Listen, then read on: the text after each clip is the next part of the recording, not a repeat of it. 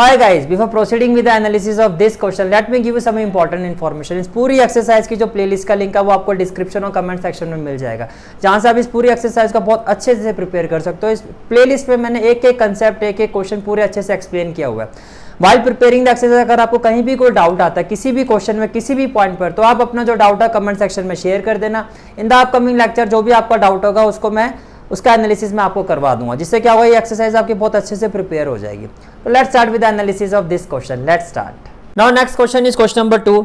How many words with और without meaning can be formed using all the letters of the word equation. Question number 2, given word is equation, given word is equation. अब आपको क्या कहा जा रहा है, आपको ये कहा जा रहा है so that vowels and consonants occur together. पहले तो अगर मैं वोवल्स की बात करता हूं, vowels,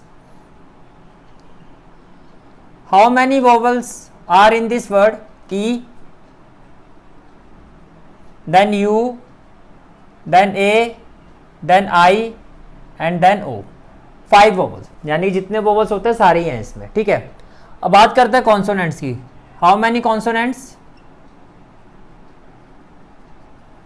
Q, then T and then N। 3 consonants, 3 consonants। अब आपको ये कहा जा रहा है how many words with or without meaning can be formed by using this word so that vowels and consonants occur together।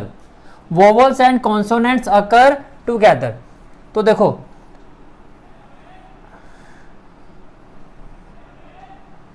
First of all से vowels are occurring together 1 2 3 4 5। Then consonants, consonants कितने हैं? 3, 1 2 and 3। Vowels 5 vowels है, से E U A आई ओ। और consonants कितने हैं? 3 consonants हैं। Consonants are Q T and N. Consonants are Q T and N. ये क्लियर हो गया आपको? अब पांचों के पांचों वोवल्स एक साथ होने चाहिए और ये तीनों कॉन्सोनेंट्स एक साथ होने चाहिए। इसका मतलब हमें क्या करना है, ये जो वोवल्स है 5 वोवल्स,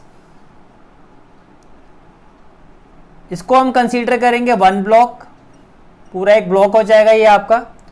और ये जो कॉन्सोनेंट्स है क्यू टी एन, यानी कि 3 कॉन्सोनेंट्स, 3 कॉन्सोनेंट्स, इसको हम कंसीडर करेंगे 1 ब्लॉक, यानी कि एक ब्लॉक आपका हो जाएगा वोवल्स का, एक ब्लॉक हो जाएगा आपका कॉन्सोनेंट्स का। इतनी बात समझ में आ रही है? ठीक है। Consider 5 vowels as 1 block and 3 consonants as 1 block, 1 block. यहां तक क्लियर आ गया? ठीक है।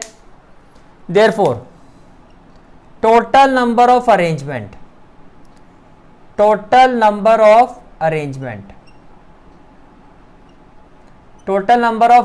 will be equal to, सबसे पहले अरेंजमेंट होगा ब्लॉक का, 2 ब्लॉक है, दैट इज 2p2।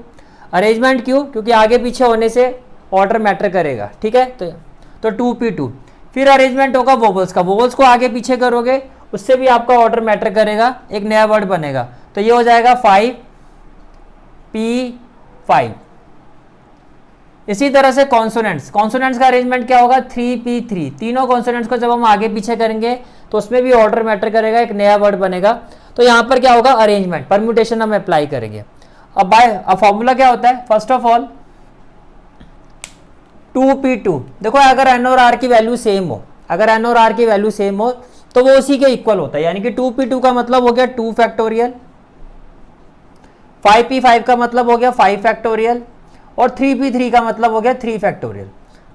2 फैक्टोरियल क्या होता है? 2। 5 फैक्टोरियल क्या होता है? 120, और 3 फैक्टोरियल क्या होता है? 6।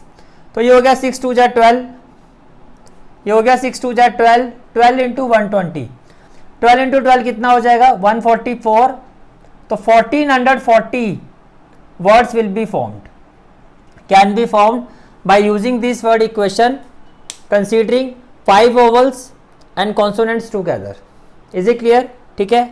This is for today's class. I hope you like this class, and if you like this class then do like, share and subscribe my channel। And don't forget to press the bell icon. Bell icon press करने से क्या होगा, जो भी मैं lecture upload करूंगा you will get the notification of that lecture. Thanks for watching this video.